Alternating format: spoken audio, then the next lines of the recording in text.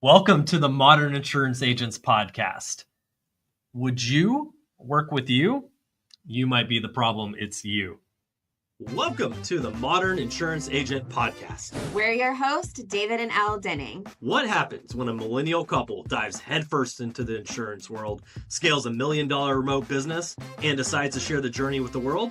You get the Modern Insurance Agent. Here, we reveal the messy, magical, and sometimes hilarious realities of building a business and a life you love. From traveling the globe to building remote teams. Yes, even working remotely on top of a mountain in the Philippines. We're sharing insights, strategies, and plenty of laughs to help agents and entrepreneurs succeed. Because let's face it, success isn't just about hitting numbers. It's about designing a life that works for you.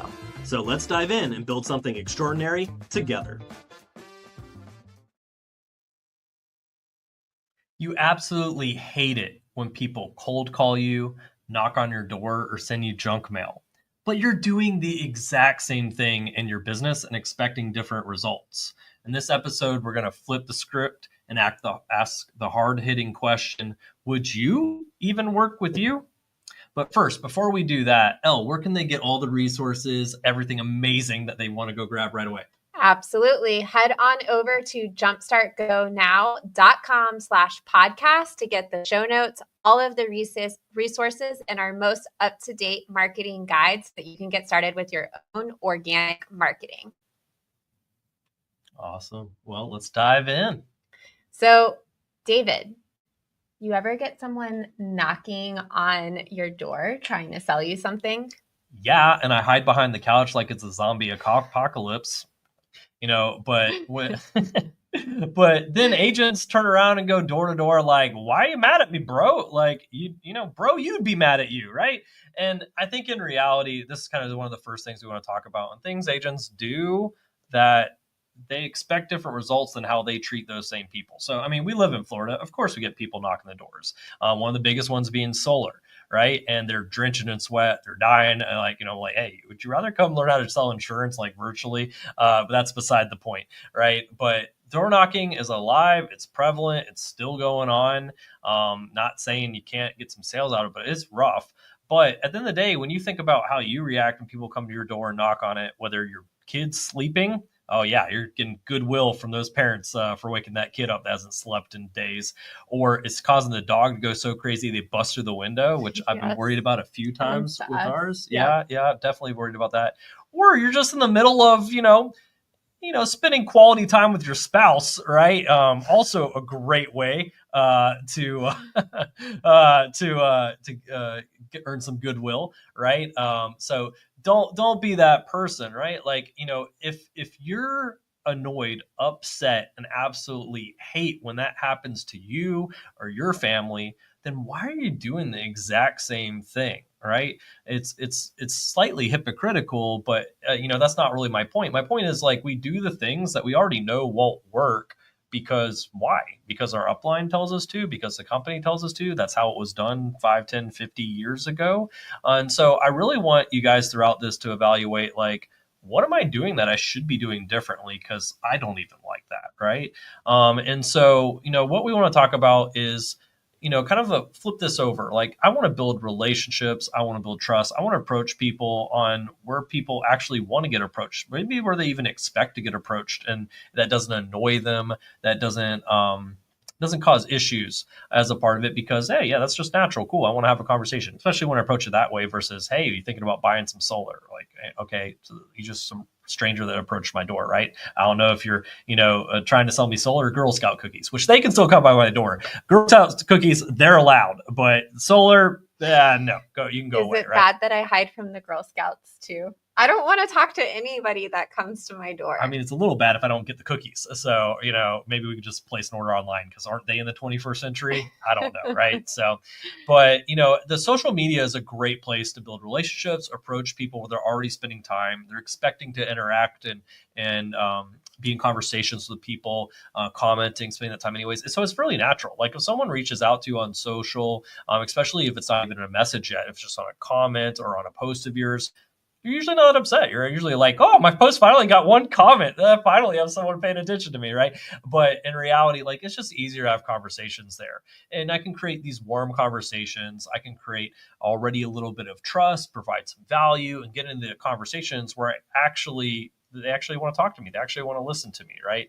As a part of that. And so, use social proof, not scare tactics. Don't ring that doorbell, especially when that note right over the doorbell says, do not ring, I'm sleeping. No soliciting. No soliciting. Insurance agents love to ignore that no soliciting. They're like, oh, that's the easy sale.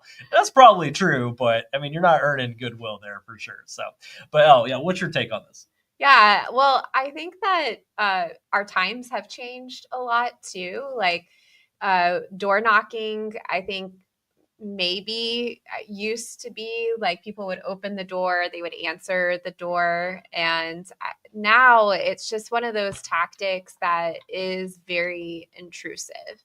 And so using other types of strategies like social media marketing, it really allows you to enter, if you will, people's spaces, which would be by interacting with them on social media in a more natural and non-intrusive way versus going and knocking on the door. I think especially for millennials and younger, like it is weird when you knock on the door. Like we're of the generation where you text people before to make plans, to even before you call them. I know that like I text my friends about our plan to have a phone call or a Zoom call. Like I don't just call my friend.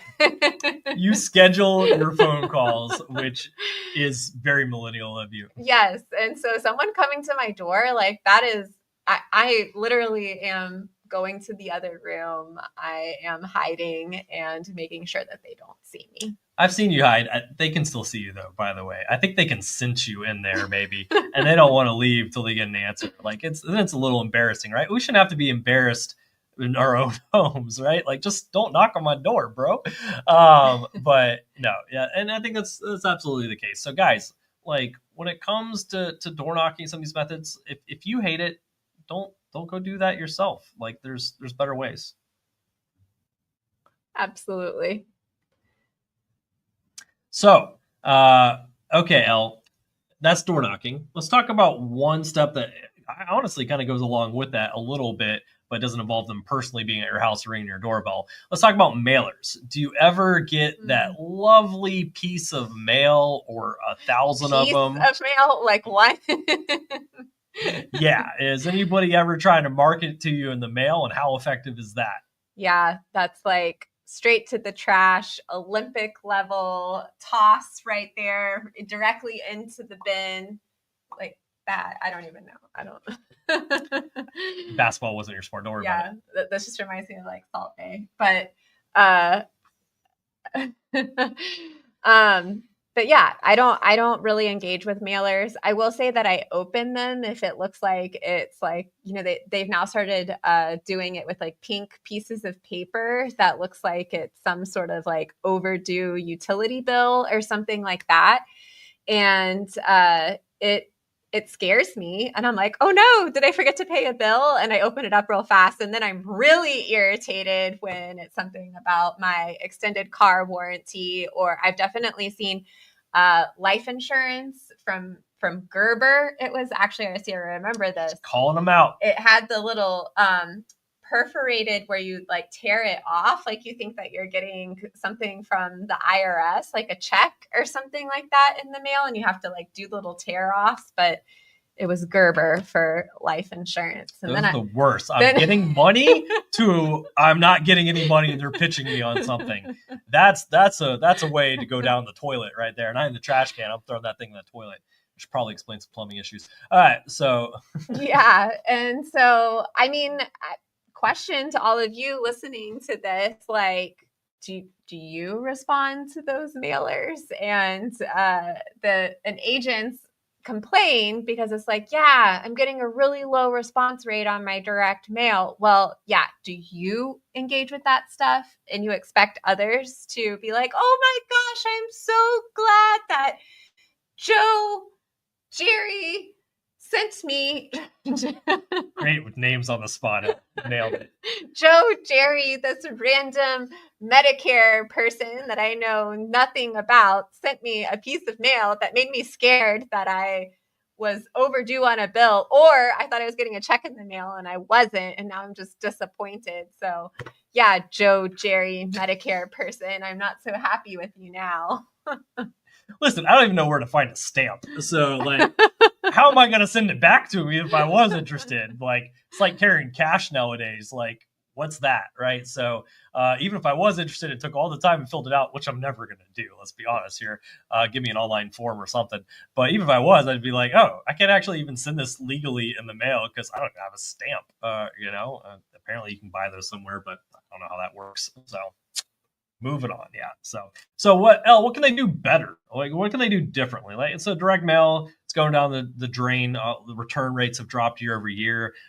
Mail pieces have gotten more and more expensive. Those stamps keep going up, right? Like, I thought they were like a few pennies. Apparently they're like 50 cents or even it's more getting now. expensive. I don't even know. So it's getting expensive. Once again, I have no idea what's the stamp. Mail. How much does a banana cost, Michael? What, $10 or whatever? Yeah. Any Arrested Development fans. But yeah, what can agents be doing better instead? Yeah. So again, it goes back into having a marketing strategy. Of course, using social media and adding in those digital touch points is going to be free. But if you want to do a mail campaign, you want to do direct mail, it actually can be super effective, but you want to make sure that it's a personalized strategy that you're doing with it.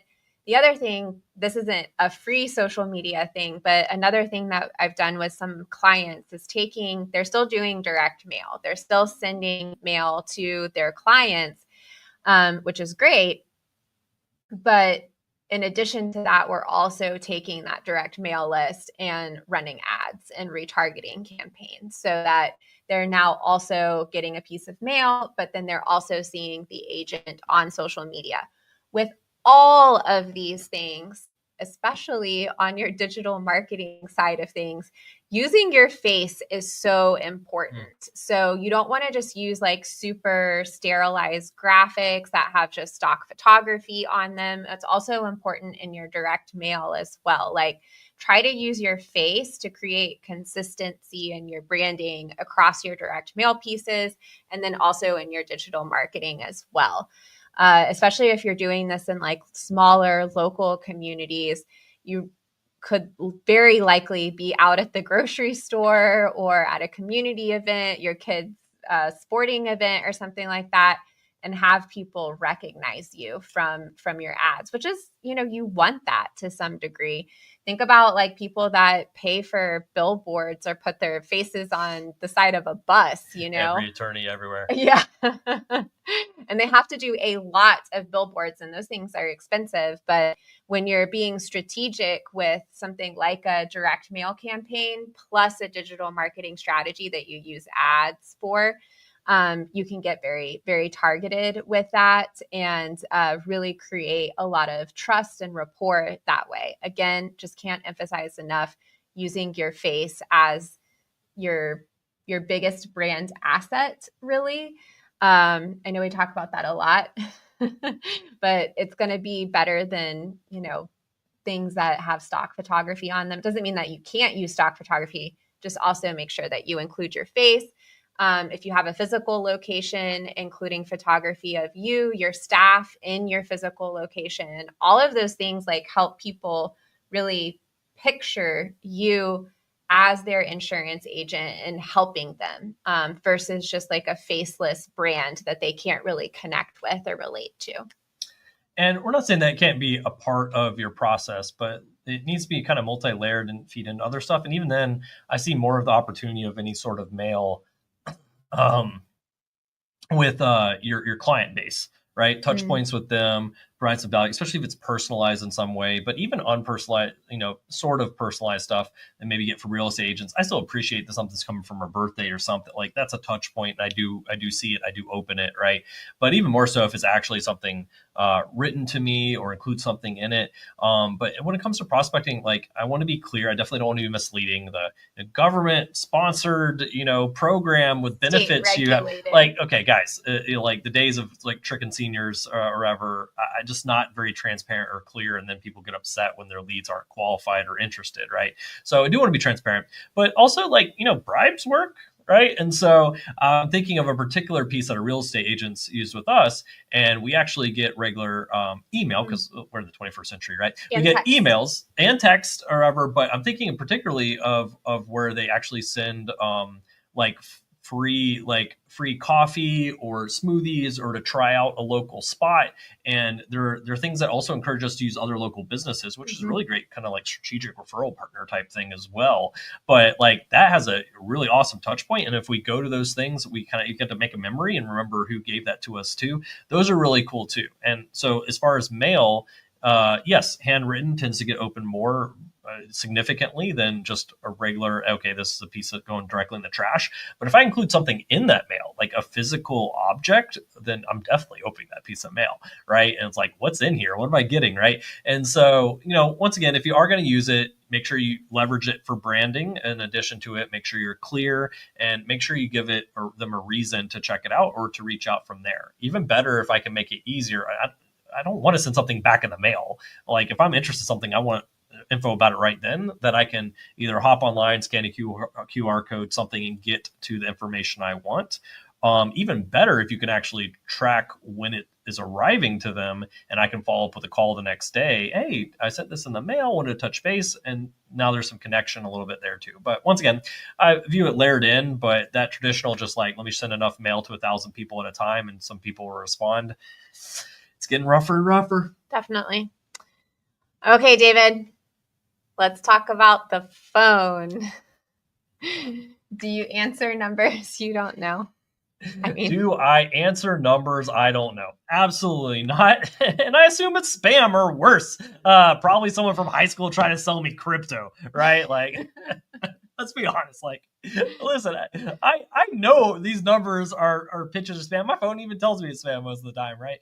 But for some reason, agents get mad when their calls don't get answered, and it's the 7th call from a different number and just spamming like a robo dialer, right? Like, or I get hit over and over while I'm in the middle of a phone call, maybe with a prospect myself or a client, right? Like, we know that it's annoying, and yet agents attempt to do the exact same thing on others, and they're like, man, why'd that person cuss me out? Like they're just a mean person versus like, bro, you just cuss people out like 4 times when you got cold called earlier today, right? And like it's if I'm not going to do it, why would my prospects do it, right? And especially this is true when you get to millennials and younger, like they don't want to answer the phone. Like Elle was pointing out, scheduling her phone calls, like I don't got time for it. One, and then number two, like I know it's if someone I know who it is, or they send me a text to let me know, and then I'll answer it, on the next try. But like the hitting over and over phone calls, like the 1,000th time is generally not going to be the solution. They usually block me after the first 3. So like, why would I keep doing it? So, but that's not to say reaching out and connecting and having conversations isn't beneficial, but there's different ways that I can really do this. Like social touch points where people are actually expecting to get interacted with. They're not as afraid of that. They're going to see that and respond to it. They're going to read their notifications on social where, I've got 1,000 voicemails I probably haven't listened to. I mean, let's be honest, who goes and listens to voicemail, right? Text me, right?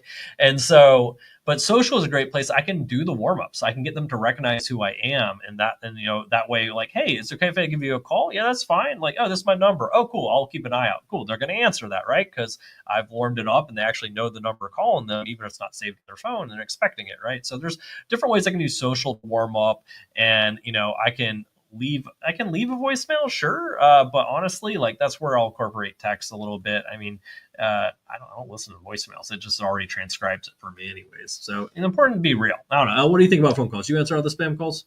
I am really bad at answering. She didn't answer my own calls, guys. Listen, I'm at the store for something she sent me there for. She didn't specify, was super vague on, at least in my opinion. And I'm calling her and like, where is she? I'll give you a specific example. We were at the airport, very recently coming back from a trip up to Atlanta with my family up there, and I was sitting there. They're boarding our plane. They're boarding everywhere. We're supposed to be priority, and they're already on to every single person with a breath or pulse. Like they're boarding at this point. The gate's getting ready to close. Like Elle's nowhere to be found as she went off to find coffee as usual, and she's not answering my phone. Coffee. I've called like multiple times. I'm starting to find my friend and like ping her phone and make it ring. Forever, nothing. I'm like, she's dead. She's kidnapped. She fell unconscious in the bathroom. I'm literally about to ask a stranger to go in the women's bathroom and start calling her name out.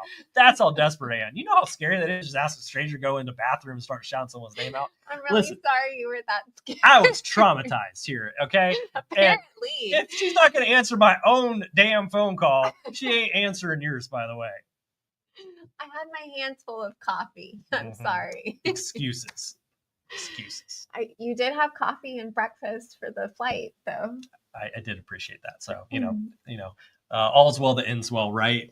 But our point is still the same. Okay, I got so distracted there. So, I guess I don't. I think the point I was making was that I don't answer my phone.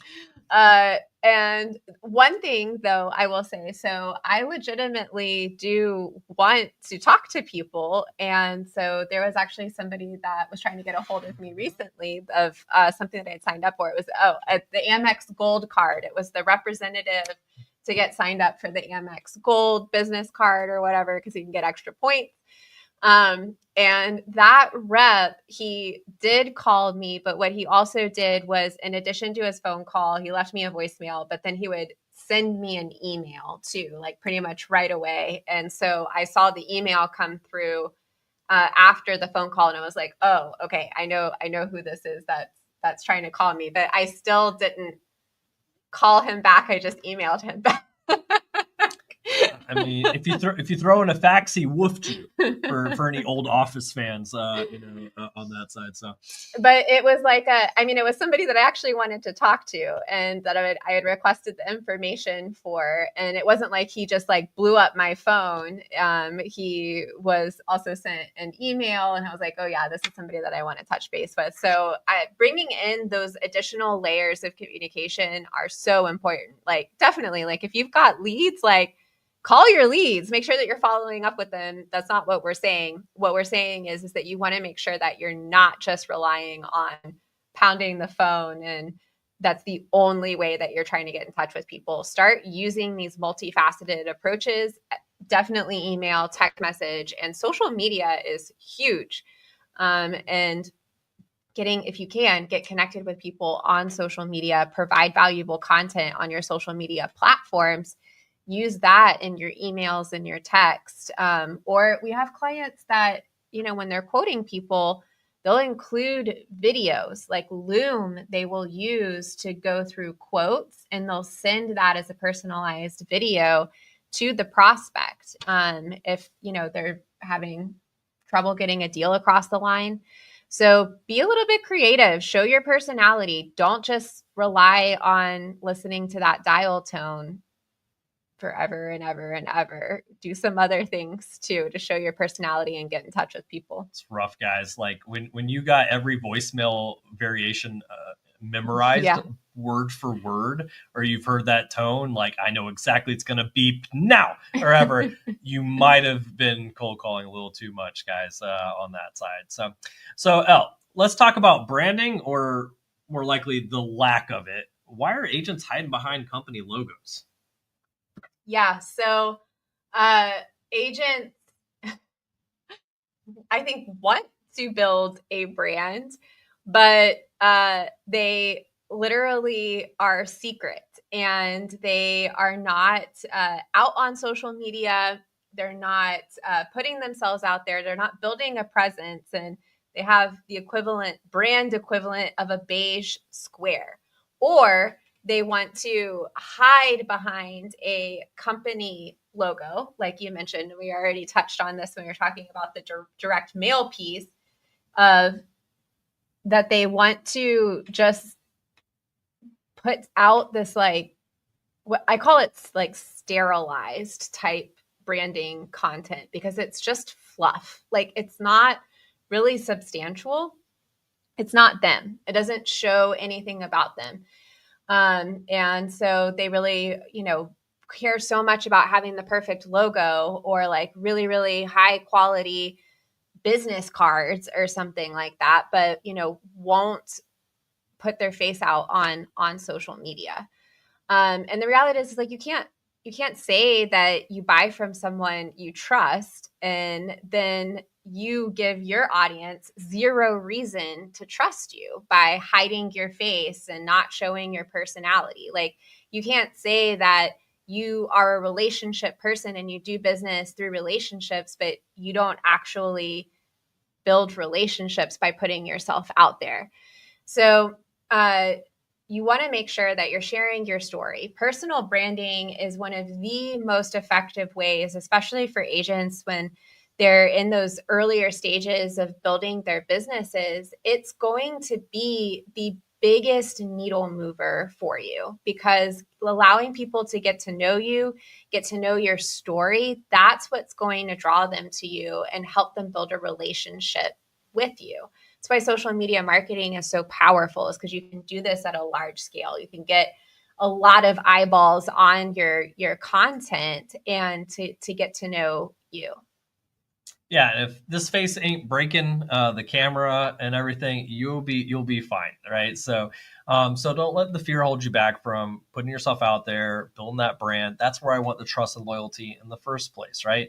Agents can't brand like a ghost, non-existent, disappeared, them nowhere around, especially them personally, and expect loyalty like a celebrity, right? Like if no one knows me or my agency, there's nothing different about them going to someone else, even within that same company, right? Like the company doesn't need my help. Like these are large companies and corporations and entities spend millions and millions on their companies and branding and marketing. They don't need my extra little like let me stamp your logo on something here. Like I want to brand my business, whether it's just me or I have a team, my agency, right? Like I want that trust and loyalty. And the only way to build that is by me actually getting in front of people and what that brand is. What is my agency? How do I treat my customers? Who am I? Who's my team? All this stuff is really important, not only just for them trusting me and reaching out, but it's really important for when it comes to retention and referrals. Mm-hmm. The numbers are there too. It's not just a feel nice thing. It's actually a business thing. It's a numbers, data, metrics. So there's a reason that people do this. Isn't just because they like to be friendly. It's because they realize it helps with this persistency. It helps with customer loyalty. It helps with more and more people knowing who they are and sending stuff their way. When we look at social, we look at influencers on social. The bigger they are, the more people know, the more deals and opportunities come to them, more audience just knows and gets recommended to them. Like you want to be that agent everybody knows to send stuff to. So you got to let that personality come out. I love it. All right. Talk to us about outdated marketing tactics. Yeah, on the tech side, right? So like, agents are kind of tech dinosaurs, but have the latest iPhone or the latest, in our case, Android. We like better specs for less, right? Let's be honest here. No, we didn't get sucked into their marketing, although it is good, right? So agents will have the newest smartphone, Bluetooth fridge that they can play games on. I guess I don't even know. There's crazy fridges now, right? But then they'll send PDFs from 2003 or run ads like it's MySpace. And for all you Gen Zers, that's an old social platform. Don't worry about it, right? So you can't expect to get modern clients that aren't asking you for help turning on their computers. Agents love to complain about working with seniors and some of those issues, but then they're not updated and using or leveraging technology themselves. They're like, well, how does this app work? Or I don't want to use this. I just want to talk to someone. And yet they're the same exact phrases that their senior clients are using, right?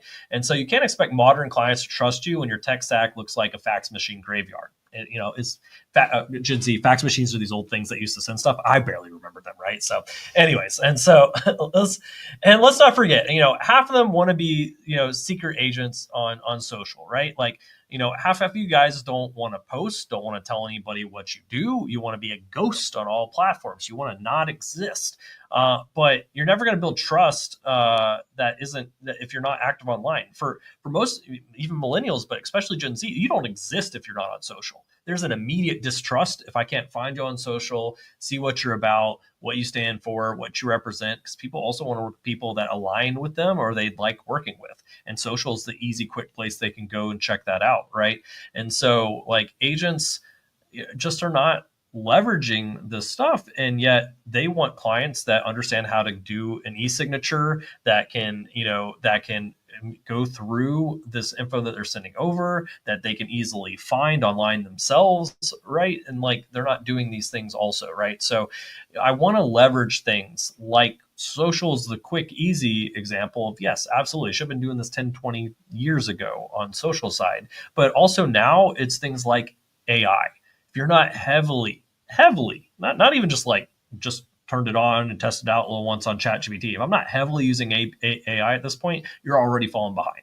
You're already less efficient. You're already, just even putting like emails and messages together, they could be so much better if you're using that to help you craft things as well and save time as well. So tell me a little bit on agents like that are both leveraging it and just missing out on opportunities because they're not up to date. Yes, if you're not up to date, especially with what's going on with AI right now, you won't have a business in 5 years. I mean, that is the reality of this technology, how quickly it's moving, is that you have to be able to adapt and you have to be open to learning.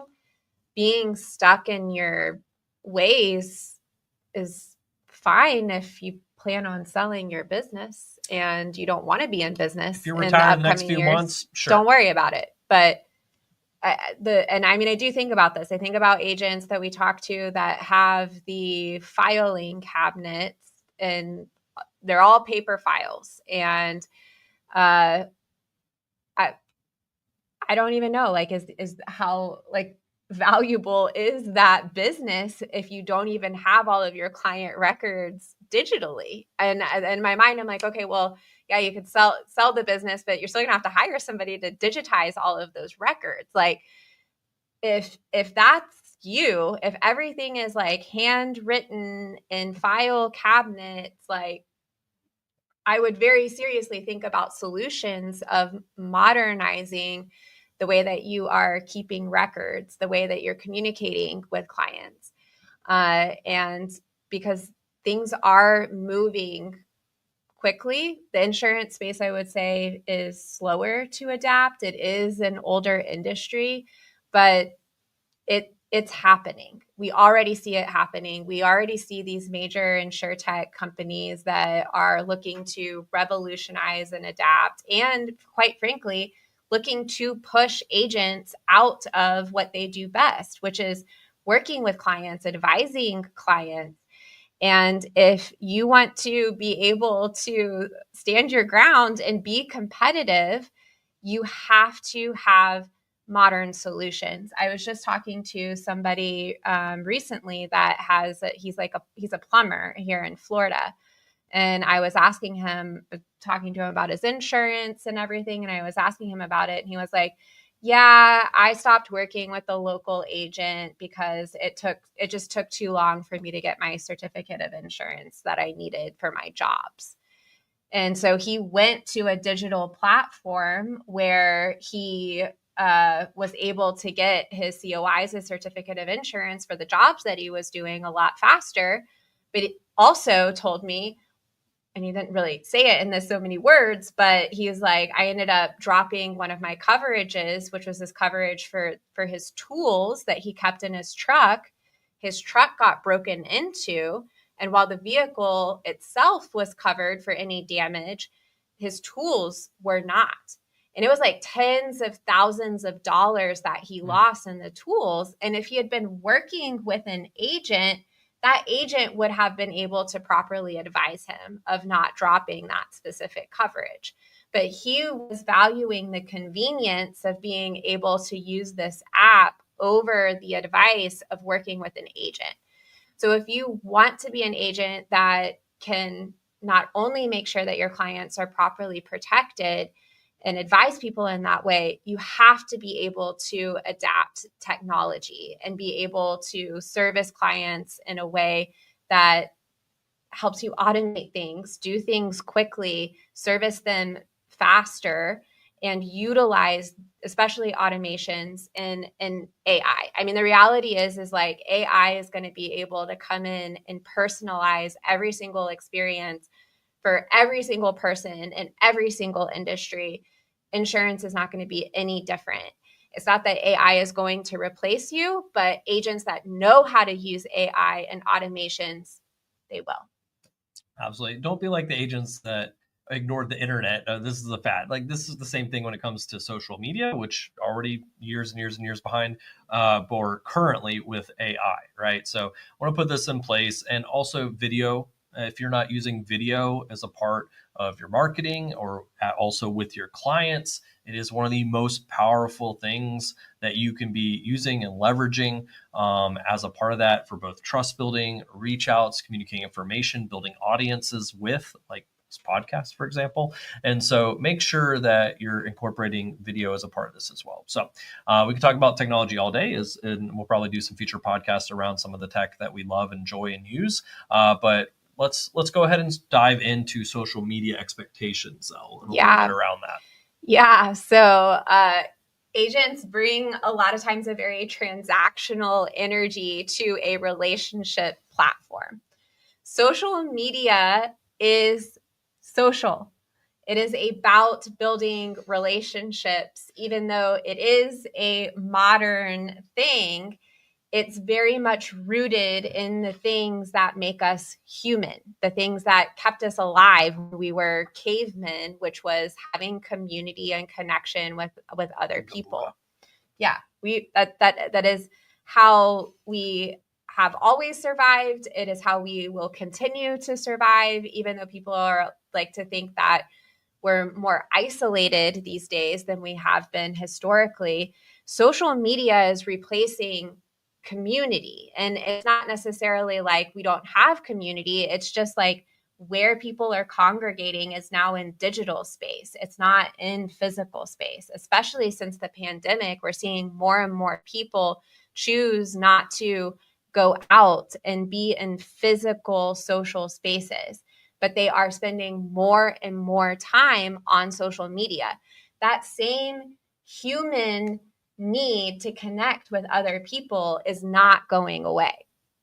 So when agents bring a transactional energy to social media, they have this expectation like, I posted once.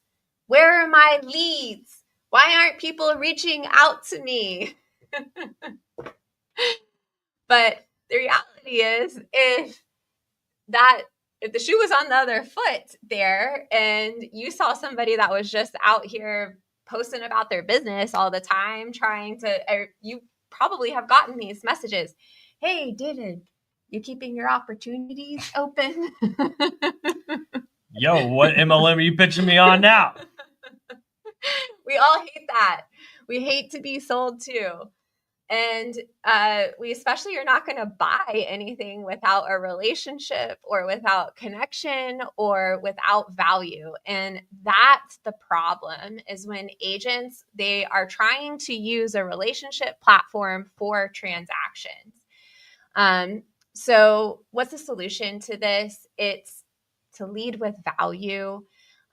We are very, very big in providing more value, giving more than you ask. We talk about this as the idea of the goodwill bank in your marketing.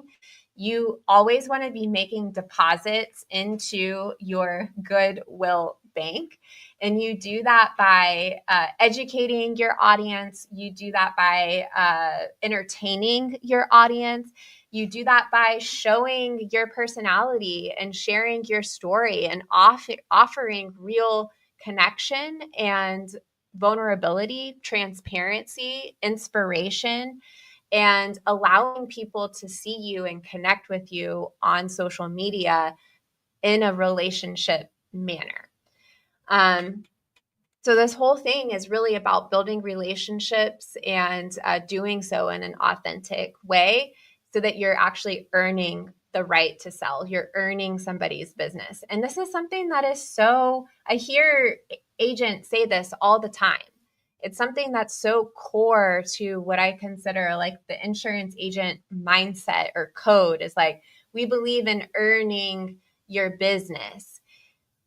Well, we need to take that same feeling and apply it to social media. We believe in earning your attention. Think about that. Like, are you even creating content that people want to pay attention to? Because they pay with their attention, right? So think about the content that you're putting out, the intention behind it, and are you really coming at it to provide value to your audience, or are you just looking at it as a way that you can get something from your audience?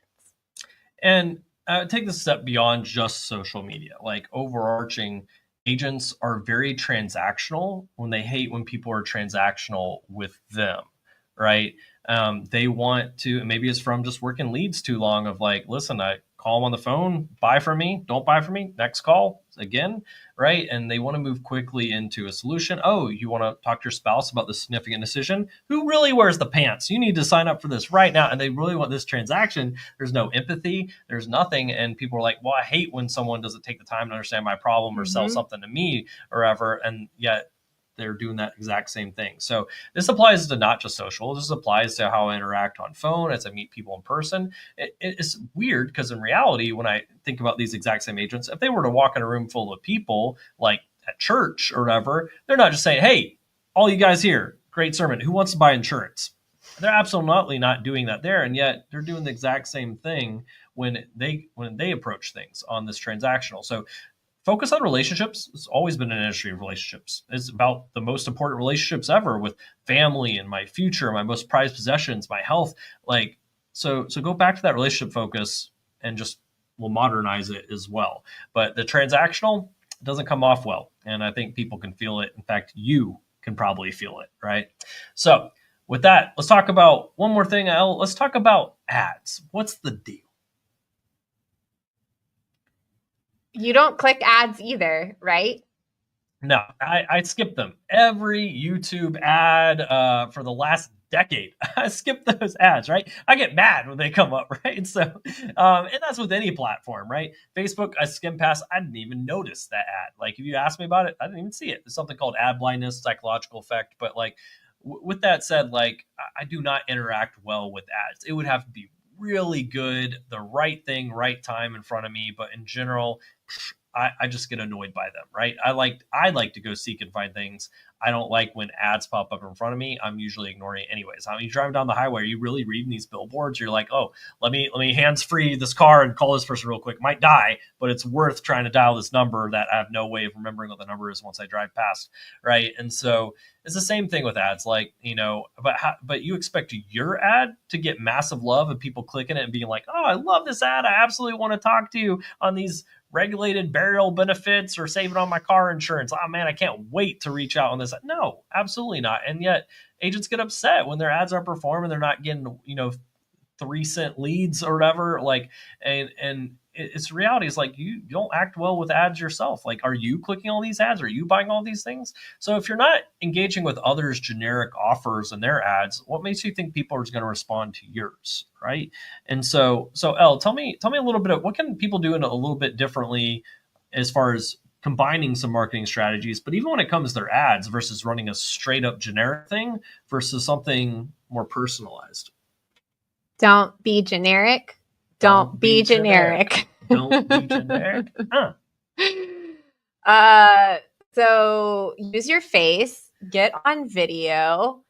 You literally could run any of the, tried and true ads, but it's simply you delivering the message versus it being, again, a, stock image or just some text or something like that. But use photography that shows, again, your face, your office, and And you want to also blend it with your organic content as well. So I will harp on this forever because I think it is the number one missing piece when I look at any agent's marketing strategy, and that is lead nurture. Agents expect people to click on this ad and be ready to buy from, again, usually it's a generic ad. They have no idea who you are. They really don't understand the value of working with you over them going to a website and filling out a form, or going anywhere else. So if you're paying for leads, I think this is very, very important. But if you're running any type of paid advertising, those leads are cold. They do not know you. And it is your job through your marketing to warm those leads up, to nurture those leads, and ultimately guide them into what we call the buying pocket. When they are in the buying pocket, they're going to be ready to move forward. Most leads are not in the buying pocket at the time that they're requesting information. They're just curious at that point. So your marketing really needs to warm them up, nurture them, educate them, and provide value to them. Social media does this. This is why we teach organic. This is why our clients have so much success with organic, is because by the time somebody's reaching out to them, they've already been nurtured. So with organic, that nurture process happens on the front end, but with an ads strategy or a paid strategy, that nurture process has to happen after the lead hits your system and comes into your system.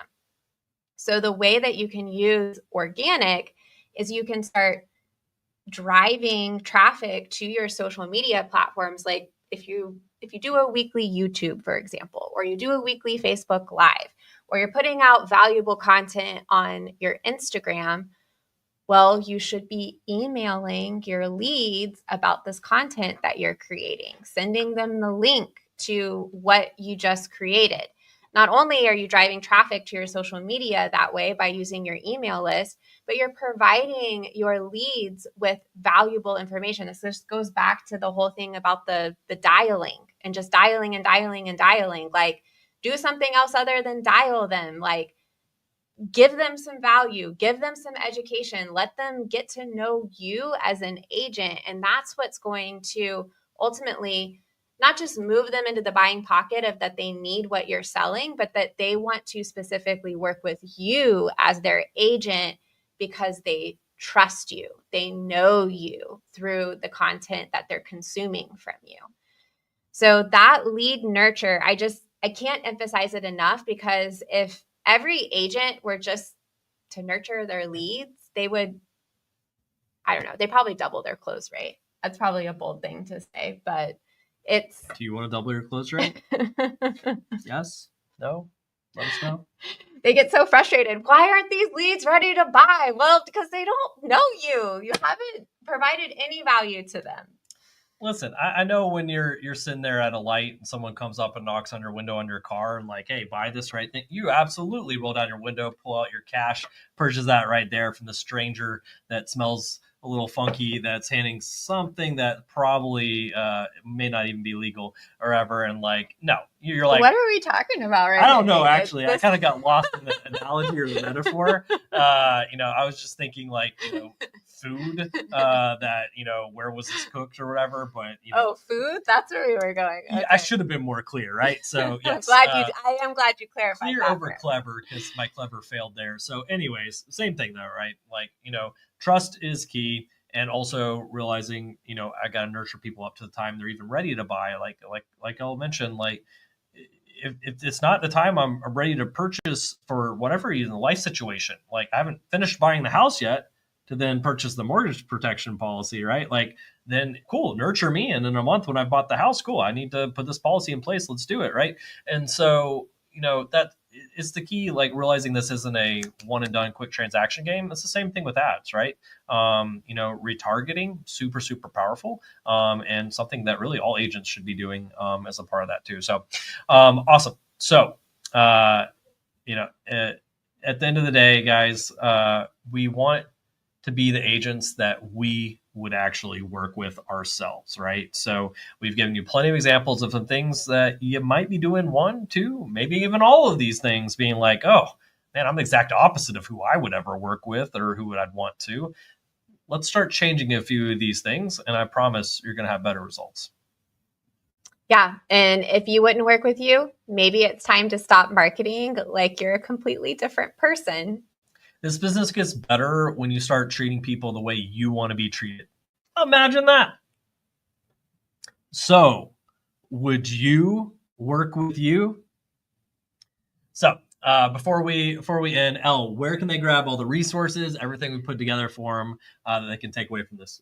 Awesome. So if you were interested in anything that I talked about, especially like lead nurture, how to use social media to really build that relationship with your audience, head on over to jumpstartgonow.com/podcast. We have all of the show notes, resources, as well as a marketing guide so that you can get started with your own organic lead generation. Thanks for joining us on the Modern Insurance Agents podcast. Catch you on the next one. Welcome to the Modern Insurance Agent Podcast. We're your hosts, David and Elle Denning. What happens when a millennial couple dives headfirst into the insurance world, scales $1 million remote business, and decides to share the journey with the world? You get the Modern Insurance Agent. Here, we reveal the messy, magical, and sometimes hilarious realities of building a business and a life you love. From traveling the globe to building remote teams. Yes, even working remotely on top of a mountain in the Philippines. We're sharing insights, strategies, and plenty of laughs to help agents and entrepreneurs succeed. Because, let's face it, success isn't just about hitting numbers. It's about designing a life that works for you. So let's dive in and build something extraordinary together.